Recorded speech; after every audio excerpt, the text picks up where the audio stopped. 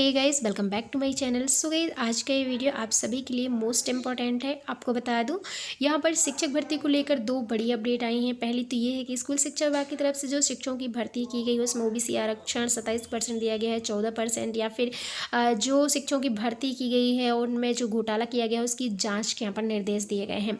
और दूसरी बड़ी खबर ये है कि शिक्षक भर्ती में बहुत सारे अभ्यर्थी ऐसे हैं जो बाहर हो गए हैं, और इसके अलावा सीएम राइज स्कूलों को चिन्हित कर लिया गया है। तो वहाँ पर नए शिक्षकों की भर्ती होगी या नहीं, या फिर नए शिक्षकों की नियुक्ति होगी। मतलब ये कि जो वर्ग 1, 2, 3 के क्वालिफाइड स्टूडेंट हैं जिनकी अभी ज्वाइनिंग होने वाली है उनको रखा जाएगा, या फिर पुराने से ही शिक्षकों को रखा जाएगा। तो ये 2-3 जो इम्पोर्टेंट अपडेट है इसके बारे में आपको बताऊँगी, क्योंकि ये मैंने इस न्यूज़ को पढ़ा तो मुझे लगा आप सभी से शेयर करना चाहिए। और मैं आप सभी से वही न्यूज़ शेयर करती हूँ जो मैं पहले खुद पढ़ती हूँ और जो मुझे लगता है कि हमारे शिक्षा विभाग में जो भी अभ्यर्थी हैं, कैंडिडेट्स हैं, जिन लोगों का एग्ज़ाम क्वालिफाइड हुआ है, उनको ये जानना चाहिए। सो गाइज़, चलिए वीडियो को स्टार्ट करते हैं। वीडियो में आगे बढ़ने से पहले आप सभी से सिर्फ एक ही रिक्वेस्ट रहती है कि यदि आपने अभी तक चैनल को सब्सक्राइब नहीं किया है तो प्लीज़ कर लीजिए, क्योंकि यहाँ पर हम शिक्षक भर्ती से रिलेटेड तमाम अपडेट आपको देते रहते हैं। सो गाइज़, चलिए फटाफट से आज का वीडियो अपना स्टार्ट करते हैं। तो इस पहली न्यूज़ हम जान लेते हैं कि अनियमितताओं से भरी स्कूल शिक्षा विभाग की भर्ती हुई है, जाँच होने पर होंगे बड़े खुलासे। आपको बता दें, किसी विभाग में 27% तो किसी विभाग में 14% आरक्षण दिया गया है। यानी समय समय पर बनाए गए मनमाने नियम से अभ्यर्थी परेशान हो रहे हैं, घोटाले के आरोप लगाए जा रहे हैं। यहाँ पर स्कूल शिक्षा विभाग ने भर्ती में पहले ओबीसी को 27% आरक्षण दे दिया, और इससे कुछ अभ्यर्थी कोर्ट चले गए तो कुछ ने स्टे लगा दिया। इसके अलावा इससे शिक्षा विभाग ने अभ्यर्थियों को जिन विषयों को लेकर वो कोर्ट गए थे उनमें 14% आरक्षण के अनुसार उनकी भर्ती कर ली, जबकि शेष को 14% आरक्षण देकर भर्ती की गई है। यहाँ पर दो इम्पोर्टेंट बात यह है कि जिन भी कैंडिडेट्स ने अपने आरक्षण को लेके हाईकोर्ट में स्टे लगवा दिया था भर्ती को लेकर, उन शिक्षकों को 14% आरक्षण दिया गया है, और जिन्होंने मतलब किसी भी तरह से कोई आवाज़ नहीं उठाई उनको 27% आरक्षण दिया गया है। ये जो है जांच होने के बाद सामने आई है जानकारी। इसके अलावा आयु की बात किया जाए तो 18 वर्ष वालों की परीक्षा ली गई है, बाद में नियुक्ति देने से उनको मना कर दिया। क्या है कि स्कूल शिक्षा विभाग ने पहले 18 वर्ष वाले आयु अभ्यर्थियों को ही परीक्षा में शामिल होने की अनुमति दे दी। इसमें कुछ अभ्यर्थी पास भी हो गए, लेकिन बाद में विभाग ने भर्ती नियुक्ति देने से मना कर दिया। मतलब ये है कि वर्ग 3 की भर्ती में 12वीं पास या डीएड योग्यता है, वह योग्यता 20 साल की उम्र में आसानी से विद्यार्थी हासिल कर लेते हैं।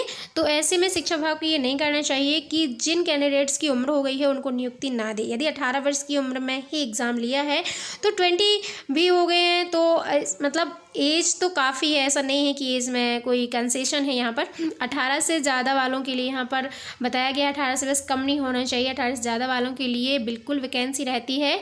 तो यहाँ पर ये नहीं करना चाहिए कि 18 कम थी एज, है ना। ऐसे में क्या हुआ कि बहुत सारे अभ्यर्थी क्वालिफाइड हो गए हैं और उन्होंने जैसे 18 पूर्ण कर ली थी और फिर बाद में पता चला कि उनकी 18 पूर्ण नहीं हो पाई तो उनकी नियुक्ति देने से मना कर दिया। यहाँ पर ये बात कही गई है। इसके अलावा शिक्षा विभाग की भर्ती अनियमितताओं से भरी हुई है, जाँच हुई है तो बड़े खुलासे हुए हैं जिनके बारे में मैंने आपको बता दिया है।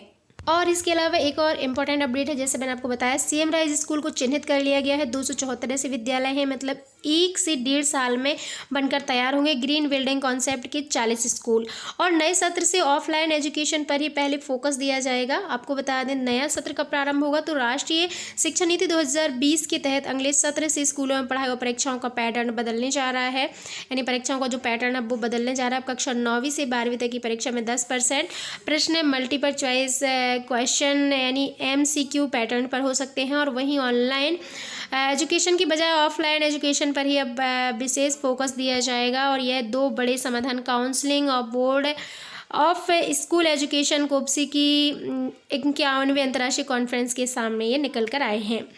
तो आपको बता दें, यहाँ पर शिक्षकों की किस तरह से भर्ती की जाएगी इसके बारे में जानते हैं। जो सीएम राइज स्कूल है इसमें क्या क्या व्यवस्थाएं रहेंगी। प्रदेश के 274 स्कूलों को सीएम राइज स्कूल के तहत चिन्हित किया गया है। इनमें 69 स्कूल में नए भवन के लिए भूमि पूजन भी कर दिया गया है, और इन स्कूलों के नए भवन का डिज़ाइन तैयार कर लिया गया है। इन स्कूलों में 14% ग्रीन बिल्डिंग के कॉन्सेप्ट तैयार किए जा रहे हैं। और इन स्कूलों को 1 से 1.5 साल के अंदर बनाकर तैयार भी कर लिया जाएगा। और इनमें शिक्षकों की पदस्थापना, देखिए यहाँ पर बहुत ही इंपॉर्टेंट फैक्ट आया है जो मैं आपको बताने वाली थी वीडियो की शुरुआत से ही कि यहाँ पर कौन से शिक्षकों की भर्ती होगी। क्योंकि 1-2 कमेंट ऐसे आए थे कि साक्षात्कार यानी इंटरव्यू के आधार पर होगी या फिर इसके लिए एग्जाम लिया जाएगा। तो आपको बता दें इनमें शिक्षकों की पदस्थापना परीक्षा के माध्यम से होगी। जो शिक्षक होंगे और जो प्राचार्य होंगे व उपाचार्य, उनकी नियुक्ति साक्षात्कार के माध्यम से की गई है। मतलब ये है कि जो जिन्होंने एग्ज़ाम दिया है, जो एग्ज़ाम क्वालिफाइड कर चुके हैं, उन शिक्षकों को यहाँ पर रखा जाएगा। और प्राचार्य उपप्राचार्य जो हैं उनको इंटरव्यू बेस पर यहाँ पर रखा जाएगा। माध्यम के जो इनका माध्यम रहेगा वो इंटरव्यू बेस रहेगा।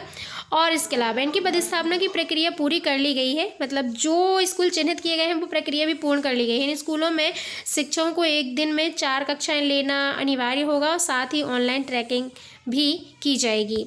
इसके अलावा एक कक्षा में 40 से अधिक बच्चे नहीं होंगे, यानी एक दिन में एक शिक्षक को 160 बच्चों को पढ़ाना होगा। पहली से 8वीं तक के स्कूलों में 1184 से अधिक बच्चे नहीं होंगे।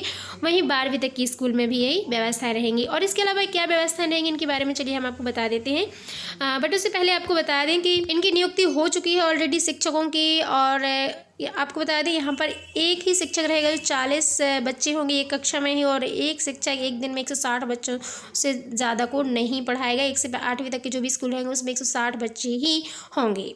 अब ये इसकी व्यवस्थाएं क्या रहेंगी, तो इन स्कूलों में बास्केटबॉल भी रहेगा। जो सीएम राइज स्कूल हैं, volleyball, track, bio, toilet, medical room, खेल ground, computer lab, music room, भोजन कक्ष आदि भी बनाए जाएंगे। इनके अलावा स्कूलों में यातायात सुविधा भी रहेगी गवर्नमेंट की तरफ से। और शिक्षकों के लिए आवास की सुविधाएं भी होंगी, जैसे जो दूर के शिक्षक होते हैं उनको रहने के लिए भी व्यवस्था होगी। इसके अलावा स्कूलों में स्मार्ट कक्षाएं भी लगेंगी, सीसीटीवी कैमरे भी लगाए जाएंगे। एक एक बच्चे की ट्रैकिंग ऐप के माध्यम से जो है फीडिंग होगी। और हर शिक्षक का जो रिपोर्ट कार्ड है वो भी तैयार किया जाएगा। तो ये सारी सुविधाएं जो है सीएम राइज स्कूल के बच्चों को मिलने वाली हैं, साथ ही शिक्षकों को भी। सो गाइस ये 2 इंपॉर्टेंट बहुत फैक्ट थे जिसके बारे में मैंने आपको बताया। आई होप आपको वीडियो पसंद आया होगा। और ऐसे वीडियो पाने के लिए आप हमारे चैनल पर विजिट करें, चैनल को सब्सक्राइब करें। Thank you so much.